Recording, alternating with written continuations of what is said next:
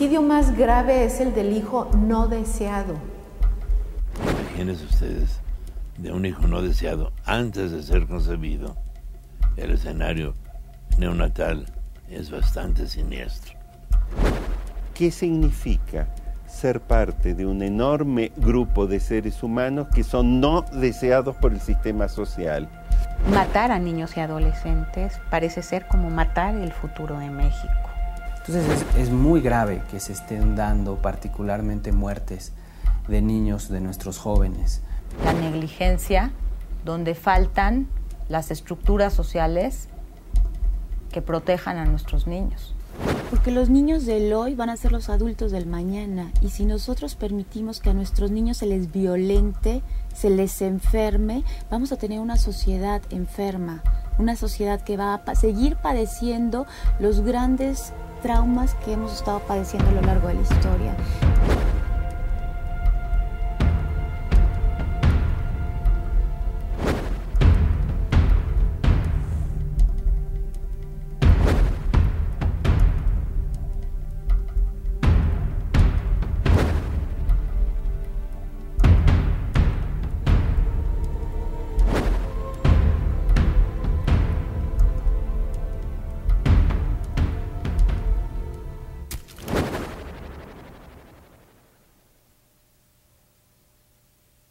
La muerte de niños y adolescentes de por sí es muy dolorosa. Ahora, si es en términos de agresión y de si mueren en crímenes o de una manera violenta, es todavía más doloroso, ¿sí?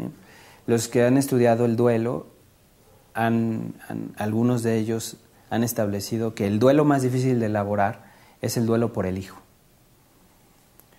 ¿Por qué? Porque ahí se rompe el orden natural de las cosas, ¿sí? Lo normal es que cronológicamente primero mueran los padres y después los hijos. Esto es lo que se espera, es la ley de la vida, cronológicamente hablando. Entonces ahí hay un desajuste terrible secuencial, un desajuste del orden temporal de las cosas. Es tan dolorosa la pérdida de un hijo, o la pérdida de un hijo adolescente, de un niño, que no tenemos cómo nombrarla. Vayamos a ejemplos de tragedias que vemos hoy y desórdenes en torno a la infancia. Digamos, por ejemplo, el caso de la guardería ABC, donde murieron todas estas criaturas quemadas, ¿no? ¿Dónde falló en nuestro gobierno presidente, IMSS, gobierno del Estado, gobierno de la alcaldía o padres de familia? ¿Dónde falló la autoridad para que estos niños murieran o salieran gravemente heridos? Lo del caso Sonora, podemos hablar del profundo, terrible descuido. Si donde hay que cuidar un niño y hay que ponerse alerta, nadie está exento de la irresponsabilidad causante de esta terrible, terrible tragedia. Yo creo que son situaciones en donde se deja traslucir la parte más negligente, la parte más descuidada de nuestros gobiernos. Es como una forma de sentirnos como muy desamparados.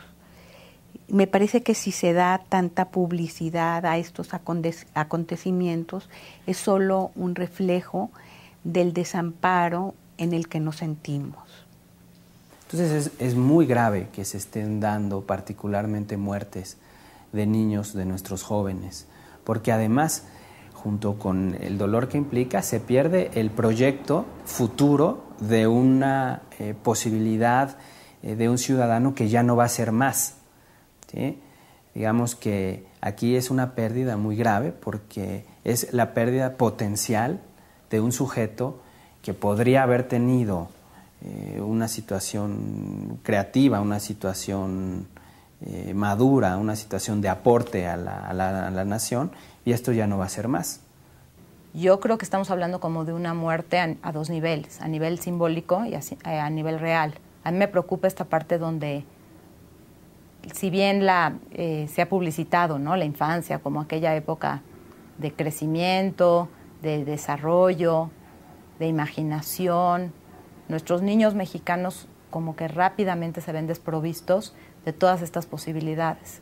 Muchos niños se ven enfrentados a la pobreza extrema, al incesto, a la desigualdad social, tienen que salir a trabajar muy pequeños, al maltrato infantil. Esto es lo que se ve más evidente, ¿sí? Los niños de la guardería, los asesinatos de jóvenes. Es increíble que unos padres acusen que nuestro ejército prácticamente fusiló a sus hijos pequeños y que la Comisión de Derechos Humanos diga que esto debe ser investigado, que es cierto, que tienen que ser escuchados los padres, y que salga uno de los organismos de Estado, una de las instituciones que debería ser más respetable, ¿sí?, a decir que no, que fue una lucha entre sicarios. Digo, bueno, verdaderamente ya eso sale de la posibilidad de comprensión de cualquier ser humano normal, común y corriente, ¿sí? Hay varias personas que han estudiado el tema de la muerte, de los hijos, en la historia de la humanidad. Por ejemplo, Edgar Morin o Jean Alouche son dos autores que han estudiado la muerte en la historia de la humanidad, y ellos hablan del periodo de guerra como el periodo de la muerte invertida.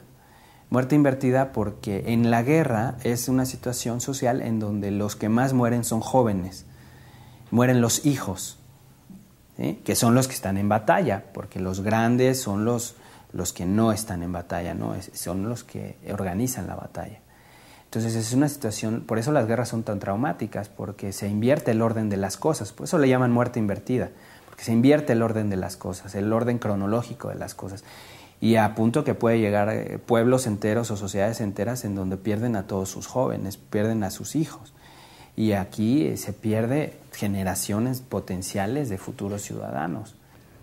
Los niños y los jóvenes han sido siempre, en toda la historia de la humanidad, el sector más frágil, más vulnerable de la sociedad. Aquel que recibía como la descarga de todas las frustraciones y resentimientos de sus padres y otros adultos en los sistemas sociales injustos. Han sido los primeros en ser masacrados en las guerras, y han sido los más abusados y explotados. Una sociedad que no puede cuidar a sus niños es una sociedad enferma. Y pienso que desde ahí vamos construyendo la identidad de un país, la posibilidad de crecimiento de un país. Y cuando los niños son maltratados, abusados, asesinados, pues estamos construyendo un país realmente roto, fragmentado, que lo que nos va a llevar es a un futuro pues muy desolador. Hay un psicoanalista argentino que hace muchísimos años empezó a hablar del filicidio, ¿no? En primerísimo lugar en relación con las guerras, porque la guerra, desde cualquier punto que la veamos, es un filicidio, porque estamos mandando a los jóvenes a la muerte, ¿no? Nosotros se nos ha dicho mucho en el discurso actual que estamos en guerra. Y esta guerra, en esta guerra nosotros vemos constantemente en Juárez, en el norte del país, principalmente, que muchas de las personas que están muriendo son jóvenes. Esto va a dejar un hueco generacional importante, una brecha ahí muy, muy dolorosa, ¿sí? Nosotros creíamos que esto se había superado. Tuvimos la impresión, al menos en buena parte de mi vida, de que estábamos en un medio donde esas cosas ya no ocurrían. Y sin embargo, están ocurriendo, y de una manera cada vez más grotesca y violenta. Pero yo creo que hay un crimen mucho más grave. Es el crimen diario que se comete en nuestras casas, que cometen las escuelas, que se comete cuando nuestros niños están aprendiendo en unas escuelas desvencijadas y donde se les está robando el derecho a saber lo que es su país, en donde lo que se está intentando hacer es educar técnicos que manufacturen lo que las transnacionales necesiten, que se piense en desaparecer las licenciaturas de humanidades en las universidades del norte, que se piense que debe desaparecer la cátedra de filosofía, que es la que nos permite pensar, reflexionar, cuestionar, explicarnos el mundo, explicar todo ese mundo inconsciente, ¿sí?, que motiva nuestras acciones. ¿Sí? Ese es el peor asesinato, porque estamos asesinando el futuro de este país.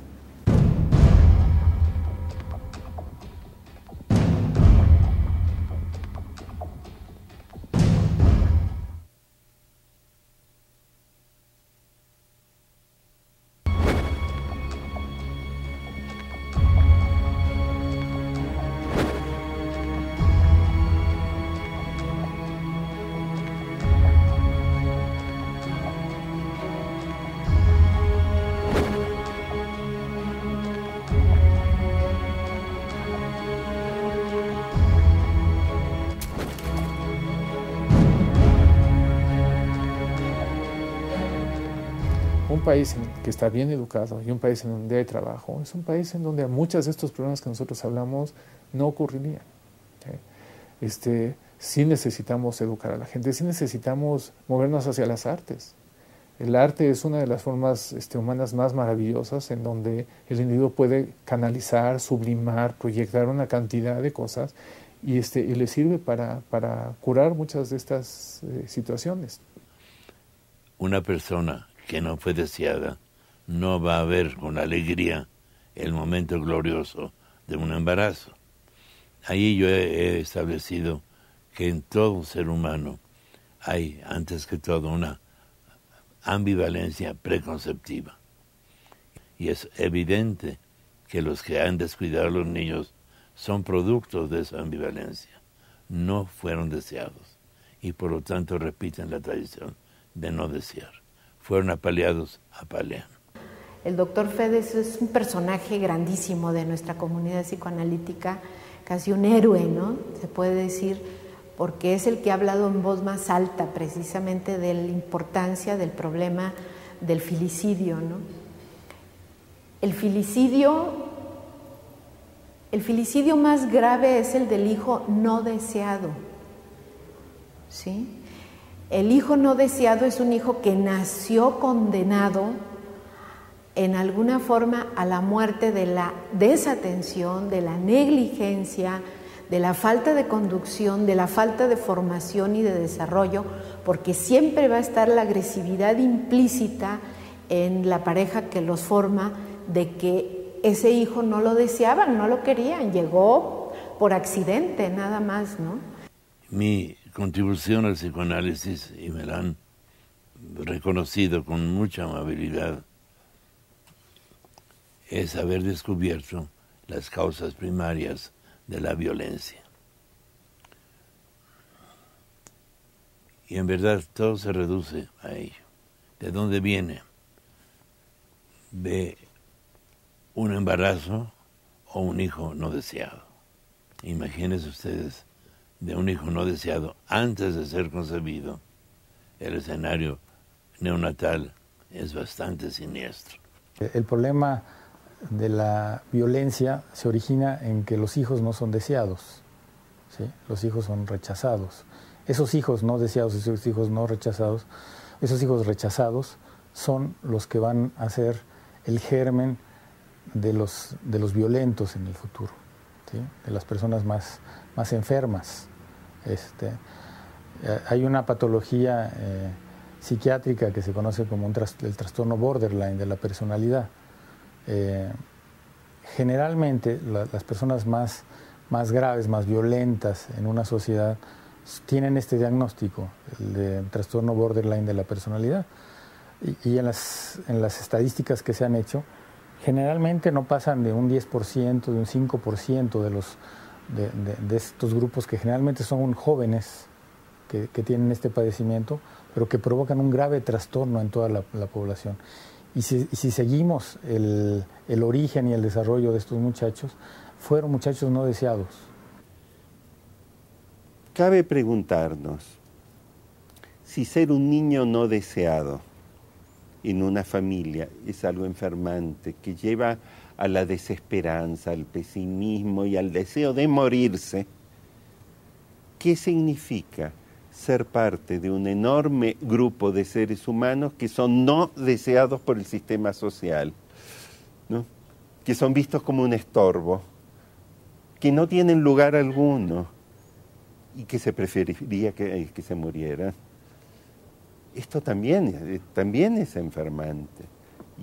Y en ese sentido nos encontramos en la terrible situación que estamos siendo todos niños no deseados en este planeta, a menos que hagamos algo para corregirlo. Yo soy especialista en niños y adolescentes y en los hospitales vemos a diario niños golpeados que los papás dicen, no, es que se cayó de la escalera. Llegan quemados por cigarro, llegan golpeados físicamente, llegan abusados verbalmente, es algo que no sirve, se les dice a los niños, abusados sexualmente. Y todo esto esta patología genera después una retaliación, una especie de venganza. Por eso sí pondría el acento en que se atienda y se conozca bien lo importante que es el desarrollo del niño en relación a la familia. Que no se subestime, que no se piense que las consecuencias por la calidad o no calidad en la relación no van a traer consecuencias. Pero el mensaje es muy claro, o sea, yo insisto en este caso terrible del Gober Precioso porque es un escándalo que una autoridad en un estado organice este tipo de cosas porque está ahí, están los documentos, se organizan estas cosas y nadie diga nada, ¿no? Y se organicen tours y cruceros para andar con estos niños, que esos niños son o fueron los hijos de alguien. ¿Y dónde están esos papás o esas mamás que permitieron que esos niños lleguen ahí? Y luego este señor lo hace y nadie lo castiga. Entonces es un precedente terrible porque es, mira, este lo hace, pues tú también hazlo y lo vemos. Lo acabamos de ver con la niña esta, no pasó nada. O sea, ahora resulta que la niña, pues se escondió y ahí quedó y nadie hace nada. También pensemos en nuestro sistema legal, ¿no? Que se muestra torpe, que se muestra ciego, que se muestra sordo. Pensando en el caso de Paulette Guevara, que bueno, a todos nos conmovió, pensando también que bueno, esta situación en contraste a lo que ocurrió en la guardería, ocurre en una situación de privilegios, ¿no? Una niña que vivía en una zona donde hay cierta riqueza o donde hay cierto poder adquisitivo y ni siquiera esta niña acaba protegida. Entonces acabamos como en un estado de cosas donde en México todo puede pasar, donde a todos se nos olvida y donde nos cuentan historias que pues no nos acabamos creyendo la población y bueno, acabamos todos como muy frustrados y muy enojados. ¿Por qué promover en el mexicano esta sensación de que no puede hacer nada, de que de que no hay futuro, de que nos vamos a preservar muy vulnerables? Es como matar la esperanza de que algo se pueda hacer. Y esto me parece que tiene que ver con una manera de sometimiento, de hacernos sentir que poco podemos hacer. Y si la sociedad le permite a sus individuos madurar y tener los recursos económicos y culturales suficientes, pues los niños no van a ser abandonados ni maltratados. Pero actualmente la sociedad está quebrada, ¿no? Hay muchas deficiencias. Es parte de un fenómeno mundial, de esta globalización neoliberal que propone un modelo de relación entre los seres humanos en términos de competencia, una competencia feroz y canibalística, donde para que unos pocos ganen, todos los demás tienen que perder, y donde nos encontramos que un porcentaje cada vez mayor de la humanidad nos estamos volviendo prescindibles si no somos fuerza de trabajo. Bien, todos los desempleados. Y si no podemos ser consumidores, ¿para qué servimos? Más vale quitarnos del medio, ¿no? Yo creo que si queremos que esta sociedad se cure, que esta sociedad se sane, que esta sociedad sea una sociedad más íntegra, tenemos que pensar en que tenemos que proteger a nuestros niños. Nuestros niños van a ser los adultos del mañana. Si estos niños nos los vienen a enfermar o permitimos que se enfermen, vamos a seguir siendo una sociedad enferma. Yo creo que eso es lo que tenemos que rescatar nuestra infancia, porque solo así vamos a rescatar el futuro del país. Si hay una situación social estable en donde funcionan los pactos sociales, yo diría que eso en general además habla de un proyecto de nación, ¿no? Y si hay un proyecto de nación, la mera palabra lo dice, proyecto es apostarle un futuro.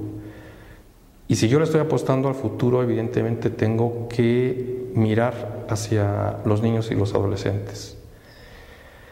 Cuando no hay proyecto, cuando todo está jugado en mantener el poder en el presente, en controlar las cosas, en sostener los cotos de beneficio económico, de poder o lo que sea, ahí no solamente no hay proyecto de nación, sino que evidentemente hay un descuido, hay un no ver ni a la infancia ni a la adolescencia.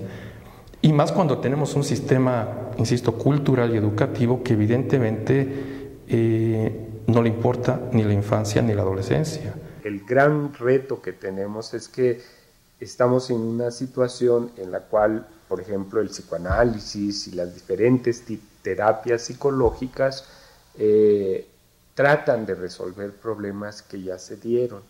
Eso es muy importante, sin duda, pero es igualmente importante que nosotros pudiéramos trabajar para prevenir la ocurrencia tan frecuente de este tipo de problemáticas.